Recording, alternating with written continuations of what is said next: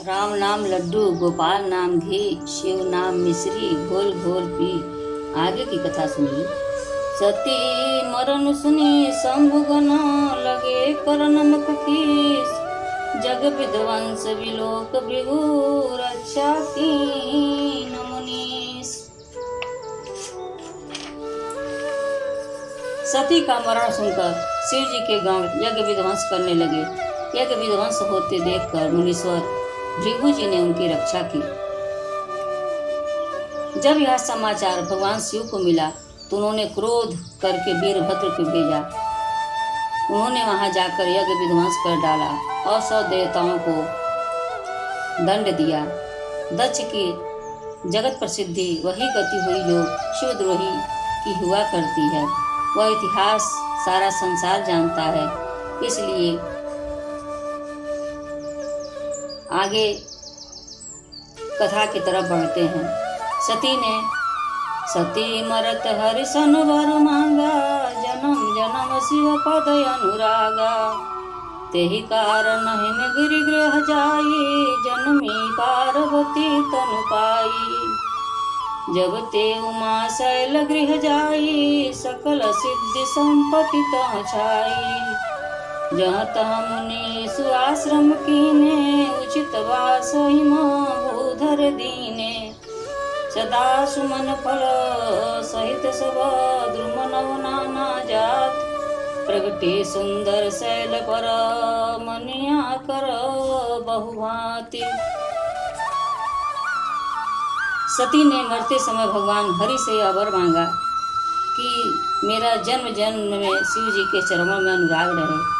इसी कारण उन्होंने हिमाचल के घर जाकर पार्वती के रूप में जन्म लिया।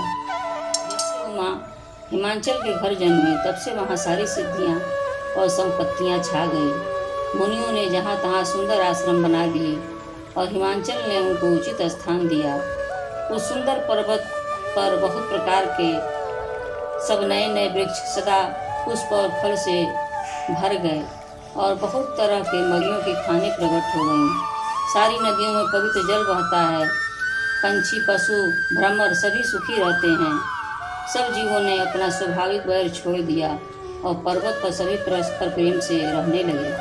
पार्वती जी के घर आ जाने से पर्वत ऐसा शोभायमान हो रहा है जैसे राम भक्ति को पाकर भक्त शोभायमान होता है। उस पर्वत राज के घर नित्य नए नए मंगलोत्सव होते हैं, जिसका ब्रह्मादि यश गाते हैं। जब नारद जी ने यह समाचार सुना तो वे कौतूहल बस हिमाचल के घर पधारे। पर्वतराज ने उनका बड़ा ही आदर किया और चरण धोकर उनको उत्तम आसन दिया। फिर अपनी स्त्री सहित मुनि के चरणों में सिर नवाया और उनके चरणोदक को सारे घर में छिड़कवाया। हिमाचल ने अपने सौभाग्य का बहुत बखान किया और पुत्री को बुलाकर मुनि के चरणों में डाल दिया। त्रिकाल यज्ञ सर्वज्ञ तुमा, गति सर्वत्र तुम्हारी। कहो सुता के दोष गुना, मुनिवर हृदय विचार। और उन्होंने कहा कि हे मुनिवर, आप त्रिकालदर्शी हैं, सर्वज्ञ हैं, आपकी सर्वत्र पहुँच है। अतः आप हृदय में विचार कर कन्या के गुण और दोष को कहिए।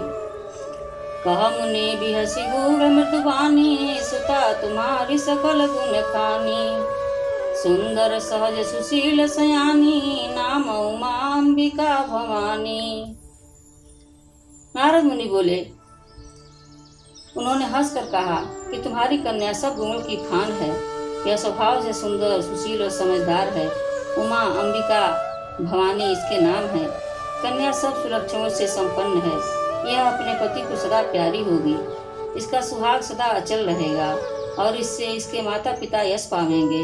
यह सारे जगत में पूजनीय होगी। इसकी सेवा करने से कुछ भी दुर्लभ न होगा। संसार में स्त्रियां इसका नाम स्मरण करके पतिव्रत रूपी तलवार की धार पर चढ़ जाएंगी। हे पर्वतराज, तुम्हारी कन्या सुलक्षणी है। अब इसमें जो 2-4 अवगुण हैं इसे भी सुन लें। गुणहीन, मानहीन, माता पिता विहीन, उदासीन, संशयहीन, योगी, जटाधारी, निष्काम हृदय, नंगा और अमंगल भेष वाला, ऐसा पति इस कन्या को प्राप्त होगा। इसके हाथ में ऐसी ही रेखा पड़ी है। नारद मुनि की बाणी सुनकर और उनको हृदय में सत्य जानकर पति पत्नी को बड़ा दुख हुआ। पार्वती जी प्रसन्न हुई। नारद जी भी इस रहस्य को नहीं जाना, क्योंकि सबकी बाहरी दशा एक सी होने पर भी भीतर की समझ अलग अलग होती है। सारी सखियां, पार्वती जी, पर्वतराज हिमवान और मैना सभी के शरीर पुलकित थे और सभी के नेत्रों में जल भरा था। देवर्षि के वचन असत्य नहीं हो सकता। पार्वती जी उन वचनों को हृदय में धारण कर लिया। उन्हें शिव जी के चरण कमलों में स्नेह उत्पन्न हो आया, परंतु उनमें यह संदेह हुआ कि उनका मिलना कठिन है। अवसर ठीक न जानकर उमा ने अपने प्रेम को छिपा लिया और फिर वे सखी की गोद में जाकर बैठ गईं। देवर्षि की बाणी झूठी न होगी, यह विचार कर हिमवान, मैना और सारी चतुर सखियाँ चिंता करने लगी। फिर हृदय में धीरे धरकर पर्वतराज ने कहा, हे नाथ, कहिए अब क्या उपाय किया जाए। मुनीश्वर ने कहा, हे हिमवान, सुनो। विधाता ने जो ललाट पे लिख दिया है उसको देवता, दानव, मनुष्य, नाग और मुनि कोई भी नहीं मिटा सकता।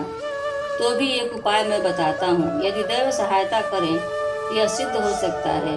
उमा को वर तो निसंदेह वैसा ही मिलेगा जैसा मैंने तुम्हारे सामने वर्णन किया है, परंतु मैंने वर के जो जो दोष बताए हैं, मेरे अनुमान से वे सभी शिव जी में हैं।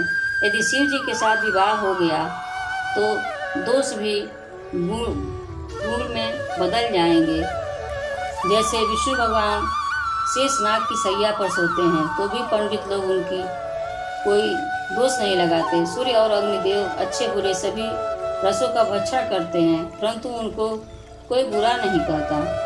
गंगा जी में शुभ और अशुभ सभी जल बहता है, पर उन्हें कोई पवित्र नहीं कहता। सूर्य, अग्नि और गंगा जी की भांति समर्थकों को कुछ दोष नहीं लगता। हे मूर्ख, यदि मूर्ख मनुष्य ज्ञान के अभिमान से इस प्रकार भोग करते हैं तो वे कल्प भर के लिए नरक में पड़ते हैं। भला कहीं जीव भी ईश्वर के समान हो सकता है। गंगा जल से भी बनाई हुई मदिरा को जानकर संत लोग कभी उसका पान नहीं करते, पर वही गंगा जी में मिल जाने पर जैसे पवित्र हो जाती है। ईश्वर और जीव में भी वैसा ही भेद है। शिव जी सहज ही समर्थ हैं, क्योंकि वे भगवान हैं, इसलिए इस विवाह में सब प्रकार कल्याण होगा। परंतु महादेव जी की आराधना बड़ी कठिन है, फिर भी तप करके वे बहुत जल्दी संतुष्ट हो जाते हैं। यदि तुम्हारी कन्या तप करे तो त्रिपुरारी महादेव जी होनहार को मिटा सकते हैं। यद्यप संसार में वर अनेक हैं, पर इसके लिए शिव जी को छोड़कर दूसरा वर नहीं है। शिव जी वर देने वाले हैं, शरणागतों के दुखों का नाश करने वाले हैं, कृपा के समुद्र हैं और सेवकों के मन को प्रसन्न करने वाले हैं। शिव जी की आराधना किए बिना करोड़ों योग और जप करने पर भी वांछित फल नहीं मिलता। श्री राम श्री राम श्री राम। श्री शिवाय नमस्तुभ्यम, श्री शिवाय नमस्तुभ्यम, श्री शिवाय नमस्तुभ्यम। आगे की कथा अगले वीडियो में।